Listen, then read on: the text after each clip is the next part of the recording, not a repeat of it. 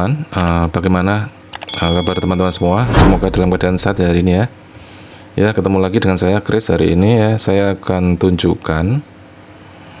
review suatu perangkat komputer ya, suatu perangkat komputer mini ya, atau single board PC ya. Ini namanya Raspberry Pi ya teman-teman ya. Jadi seperti ini perangkatnya. Dapat kalian lihat bentuknya cuma sebesar telapak tangan saya saja, kecil sekali ya bentuknya. Nah, Raspberry Pi ini adalah suatu perangkat komputer ya, komputer mini ya, yang dapat kalian gunakan untuk berbagai macam keperluan ya teman-teman ya.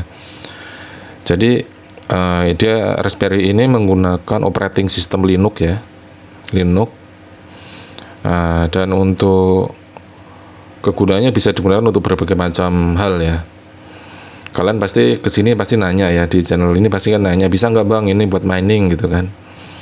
Ya jawabnya sih bisa ya, bisa buat mining ya, bisa buat mining, tapi nggak semua koin ya, nggak semua koin bisa dimainin dengan perangkat ini. Jadi koin-koin yang tertentu aja ya yang bisa dimainin dengan perangkat Raspberry Pi ini ya teman-teman ya. Nah, salah satu koin yang bisa di mining yaitu menggunakan perangkat ini, yaitu ini ya, Duino Coin ya. Saya sudah coba tadi, Duino Coin udah bisa mining pakai perangkat ini. Terus yang akan saya coba lagi menggunakan untuk mining Verus ya, Verus Coin ya. Terus Sugar Chain ya, Sugar Chain dan Noble ya, Noble Coin ya. Jadi memang koin-koin ini memang koin-koin yang harganya masih rendah ya, karena memang dia hanya bisa dimainin dengan pakai prosesor ya. Jadi ya jangan disamakan dengan Bitcoin ya atau Ethereum ya. Karena kita pakai perangkat-perangkat yang harganya murah seperti ini ya, maka koinnya tentu saja ya masih koin-koin baru ya teman-teman ya. Oke. Jadi ini saya akan review dulu ya, cara menggunakannya ya teman-teman ya. Jadi kalau kalian nanti misalnya pengen punya ya,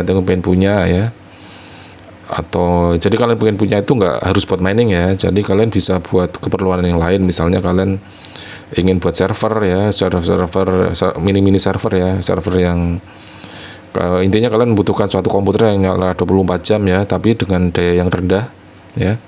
Kalian bisa gunakan ini ya. Jadi bisa kalian gunakan untuk server ya, macam-macam server ya, untuk web server, mail server, atau untuk media player ya. Jadi kalian dapat install di Raspberry Pi ini teman-teman ya.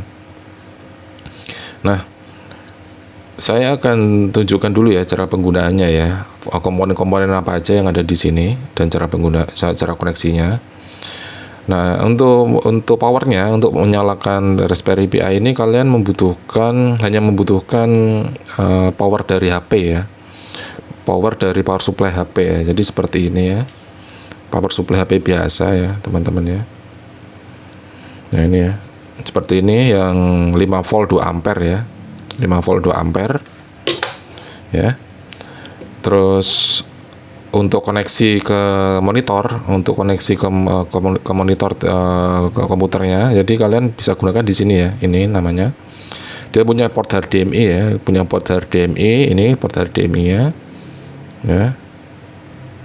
Nih, jadi kalian bisa konekkan ke ini ya, kabel HDMI ya, yang nanti dikoneksikan ke monitor kalian ya teman-teman ya. Nah, terus ini dia punya port audio ya. Jadi untuk kalian bisa dengarkan musik, kalian bisa pakai port ini. Terus dia juga punya Ethernet card ya, Ethernet card ini ya namanya, untuk LAN, kabel LAN, local area network ya, kabel LAN. Ini kecepatannya sudah gigabit ya, jadi transfer datanya sudah sangat cepat ya untuk jaringan LAN-nya. Terus dia juga punya 4 buah port USB ya, ini coba lihat nih. Nah, ini nanti kalau kalian dapat dihubungkan untuk ke mouse dan keyboard ya, di sini dapat dihubungkan di sini ya. Jadi mouse wireless pun bisa dicolokkan di sini, langsung bisa nyala ya teman-teman. Nah, terus di sisi selanjutnya ini ada pin GPIO, ini namanya, ini pin GPIO, pin input output ya. Jadi ini bisa dihubungkan dengan berbagai macam sensor ya. Misalnya kalau kalian mau gunakan Raspberry Pi ini sebagai robot ya, robotik ya misalnya gitu ya. Kalian bisa konekkan ini ya, sensor-sensornya itu di sini ya, di pin-pin ini ya, seperti ini. Jadi kalian bisa konekkan misalnya sensor ultraviolet atau sensor jarak ya kan, terus sensor temperatur atau sensor macam-macam ya, banyak sensor ya. Jadi untuk orang yang senang robotik bisa pakai ini ya. Nah, bisa juga untuk koneksi untuk ke LCD eksternal ya. Jadi nanti ada modul LCD yang bisa dipasangkan ke sini juga ya. Nah, untuk portnya, untuk prosesornya dia menggunakan prosesor ARM ya. Mempunyai basis ARM ya.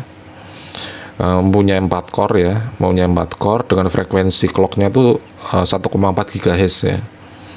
Ini ada upgrade peningkatan frekuensi clocknya ya, dibandingkan dengan Raspberry Pi 3 yang generasi sebelumnya. Dia sudah memori clocknya sudah naik ya, jadi 1,4. Yang sebelumnya itu 1,2 ya, 1,2 GHz, yang ini sudah 1,4. Nah, terus di sini konektivitas lainnya juga sudah ada WiFi ya, built-in WiFi ya, seperti di sini ya. Built-in WiFi ini chipnya nih, chip WiFi-nya ini. Built-in WiFi, dia WiFi-nya itu sudah support frekuensi 2,4 GHz dan 5,8 ya. 2,4 GHz dan 5,8 GHz ya. Jadi kalau kalian yang punya access point ya, atau punya access point atau router access point yang support 5 GB, kalian bisa konekkan juga ya ke sini gitu. Seperti itu ya teman-teman ya. Ini garis besarnya aja biar kalian paham ya, jelas cara penggunaannya. Nah, untuk harddisknya kalian bisa gunakan ini ya, memory card SD card ya, ini SD card ya, SD card HP. Nanti operating systemnya nanti kalian bisa pasang di sini ya, dimasukkan di sini menggunakan memory card reader ya, seperti ini ya. Jadi nanti kalian isi softwarenya menggunakan software untuk Raspberry Pi ini menggunakan ini ya, menggunakan card reader seperti ini yang kalian koneksikan ke komputer nanti ya. Seperti kalian colokkan aja ke sini ya, seperti itu ya. Jadi sangat simpel ya teman-teman ya. Jadi bagi kalian yang membutuhkan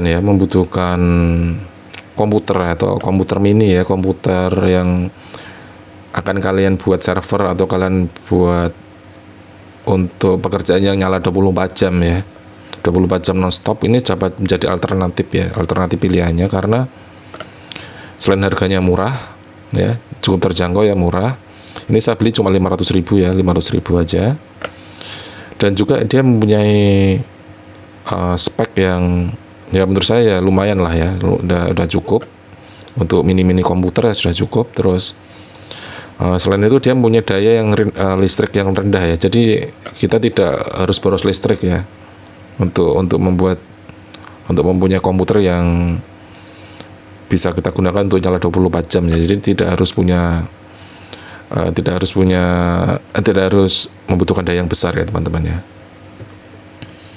Ya, nanti di video selanjutnya saya akan tunjukkan bagaimana cara mining ya. Cara instalasi softwarenya dulu ya. Cara instalasi softwarenya dulu di Raspberry Pi ini ya, agar bisa kita gunakan ya. Terus saya tunjukkan juga caranya untuk mining ya. Jadi nanti ini akan saya bagi di beberapa bagian video ya. Kalau saya jadikan satu dan terlalu panjang takutnya ya. Oke, jadi saya rasa hari ini cukup sekian dulu teman-teman ya. Jadi bagi kalian yang belum jelas, kalian bisa tinggalkan pesan di kolom komen channel saya ini ya. Jadi biar kalian bisa tahu juga ya kegunaannya apa ya Raspberry Pi ini ya. Siapa tahu kalian mau gunakan untuk hal yang lain ya, nggak cuma mining ya. Jadi kalian bisa gunakan Raspberry Pi ini. Oke, terima kasih telah mampir ke channel saya. Sampai ketemu di video-video saya selanjutnya ya teman-teman ya. Oke, selamat malam. Terima kasih telah mampir ke channel ini.